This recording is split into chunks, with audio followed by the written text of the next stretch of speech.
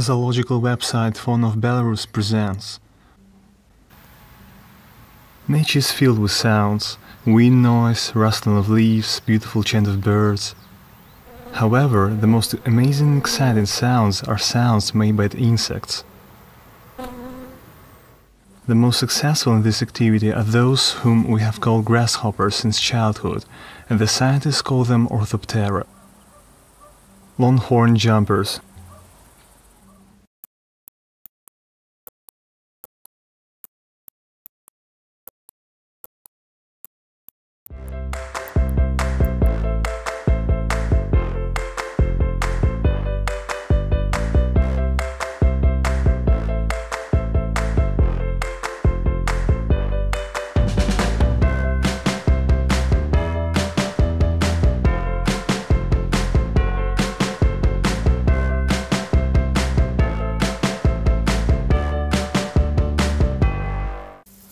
When in the meadow, you could all hear grasshoppers and locusts chattering.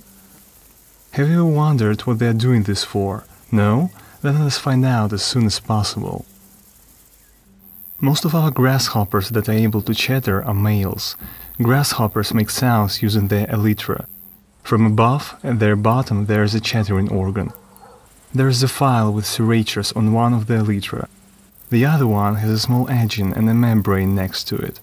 It is like a bow and a violin. The grasshopper alternatively closes and opens the elytra. The file rubs against the small edging and the membrane reinforces the sound. Therefore, the melody is born. Locusts make sounds in absolutely different ways. They have different chattering apparatus, but they never use rubbing one elytra against the other one to produce sound. Most of our locusts chatter by rubbing their hind legs against the elytra. On the inner side of the hind femora there is a row of tiny spines that cling to the veins of the elytra. The male's chattering is a territorial signal for showing other males that this place is already occupied. At the same time, it is a call note addressed to females. If a female is ready for mating, she will find a male by this signal. Sounds of different species of grasshoppers and locusts vary a lot. This allows females to recognize males of their species. It is interesting that species with similar signals almost never live in the same area.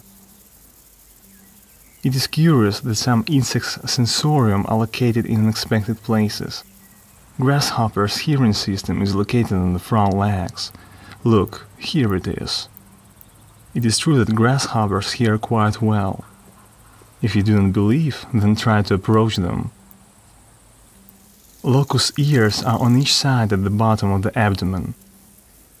Females find males by call notes with the help of hearing. Then comes the ritual of flirting. Males produce quiet signals of courtship at this time. Look, the female sits as if enchanted. At the right time, the male jumps dashingly from above. Then mating takes place. However, such incidents may happen.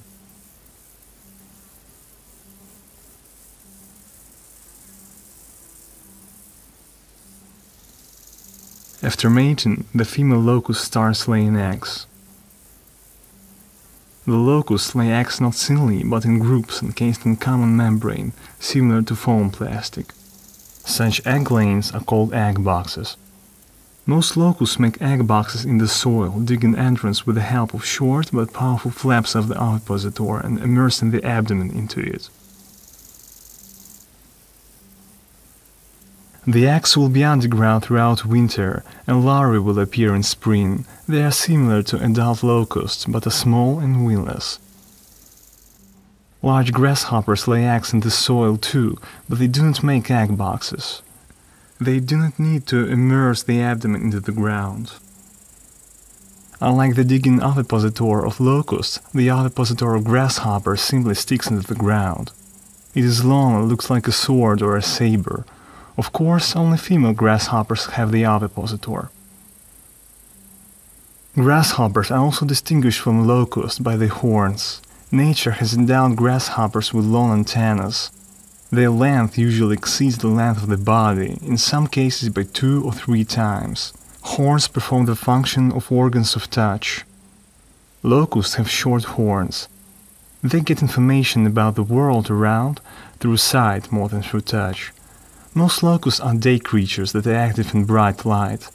Our locusts mostly inhabit open spaces and live on herbaceous plants or on the surface of the soil. They also often look similar to parts of plants or to earth balls. Despite the fact that most species of grasshoppers have much in common, the ability to chatter, long hopping hind legs and, of course, long horns, they are still very different. The smallest and the tenderest of our grasshoppers are Conocephalidae. A female Conocephalidae has a long straight ovipositor, for which the species of grasshoppers was given such a name. This ovipositor is much thinner and weaker than that of the large grasshoppers, and is not suitable for laying eggs into the ground. Conocephalidae lay eggs in stems and other aerial parts of herbaceous plants. Besides plant food, Conocephalidae can attack small insects despite their harmless appearance. Phaneropteridae are slightly larger than Conocephalidae. They are distinguished by long, thin legs and long wings. By standards of grasshoppers, Phaneropteridae fly very well, rising high above the ground and easily crossing distances of several meters. Like Conocephalidae, Phaneropteridae are closely related to plants. They lay eggs in their leaves.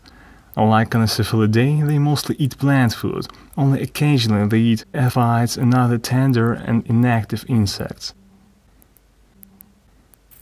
Conocephalidae and Phaneropteridae are also similar to each other in the fact that these species have been both actively dispersed farther and farther to the north in recent years. In the 60s, their ranges reached only the south of the forest zone, and now they have reached the latitude of St. Petersburg. Reproduction are far more stocky and massive in comparison with Conocephalidae and Phaneropteridae. This is the name of several closely related species of grasshoppers. Some of Reproduction have short wings and do not fly at all. When in danger, they jump into thick grass and hide on the soil under its canopy. The group of species Tettigonia cantans, Tettigonia viridissima, and Decticus verrucivorus is one of the largest. They have quite good wings, which help them to fly over distances of several meters or more. Although these grasshoppers do not refuse from plant food, they hunt insects actively. Of course, in terms of hunting abilities, grasshoppers are inferior, for example, to a mantis, armed with strong grasping forelegs, adapted for catching insects. However, grasshoppers have strong spines on the shins of the front and middle legs. They help to keep prey, and their jaws are strong indeed. Poecilimon are very peculiar. You have already guessed that they received the name for the shape of the female's ovipositor. They lay eggs in the sand, in the stems of plants or in the fallen leaves. These grasshoppers are heavy and clumsy and try just to freeze when in danger, relying on the camouflage. Poecilimon have an interesting feature. Not only males, but also females can emit sounds by their elytra. The chattering of these grasshoppers is similar to short clicks. In such a way, males and females call to one another when they crawl towards each other. Poecilimon chattering seems very quiet to the human ear. In fact, a barely heard click is only a part of a loud supersonic signal that is not perceived by a human.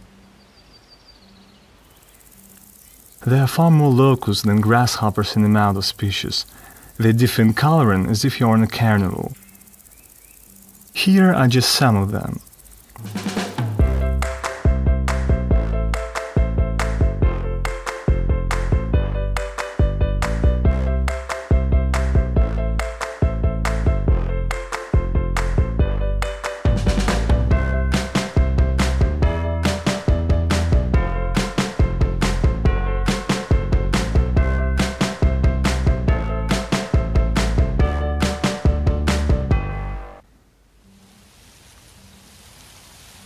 Life in nature is flourishing. Everything is in balance. The grass grows and gathers biomass using the energy of light, carbon dioxide, water and minerals. Plants can grow almost unlimitedly. It is good food for many animals, including Orthoptera. Locusts are almost entirely herbivorous. They eat leaves of herbaceous plants. However, grasshoppers eat more diversely. They can chew leaves, and they can also catch some insect. Orthoptera have a large number of natural enemies. Although they have protective coloring, they are noticed and caught by sharp-sighted birds. Skillful lizards also eat them. Spiders stretch their nets on the meadow in the grass.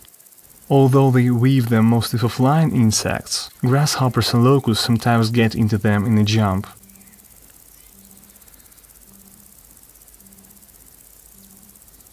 Occasionally you may see such a picture. Not only grasshoppers like to sit in the sun. This is a serious predator called mantis. The locust hasn't noticed him and sat down nearby through carelessness, but the mantis turned out to be more sharp-sighted. He approaches very slowly and rushes to the victim in the blink of an eye. Nevertheless, the reaction of the Orthoptera is good, and this time the mantis is left without food. People do not separate locusts and grasshoppers. For many people, these two groups of insects are conventionally called grasshoppers. Their appearance and peculiarities of behavior always arouse curiosity and interest. Grasshoppers can be found in mythology and folk sayings. For example, in Europe they embody carelessness, improvidence and summer pleasures. You saw a chattering and jumping grasshopper before a long journey?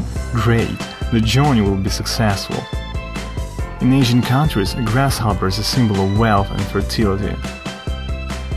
It is considered that if a grasshopper has accidentally got into the house and is chattering, this is for luck and joy. If a grasshopper has got into a young girl's house, then this message is twice joyful since, according to the local belief, the bridegroom will soon follow him. Grasshopper is also considered to be a symbol of fecundity. If he is found in a woman's home, it means that the family should wait for a baby. Grasshoppers even help to predict the weather. If grasshoppers are chattering loudly in the evening, then the weather will be good the next day. If they become quiet, the next day will more likely be rainy. If grasshoppers start chattering in the rain, then it will soon be over. These longhorn jumpers are so interesting, aren't they? I think that today you have learned a lot about the creatures that we are familiar with from the early childhood. Script: Boris Vorobyov. Editors: Pavel Ozersky. Sound design: Dmitry Belkevich. Video operator: Boris Vorobyov. Translation: Anna Pochodenko. Read by Nikita Muromtsev. Minsk, Republic of Belarus, 2017.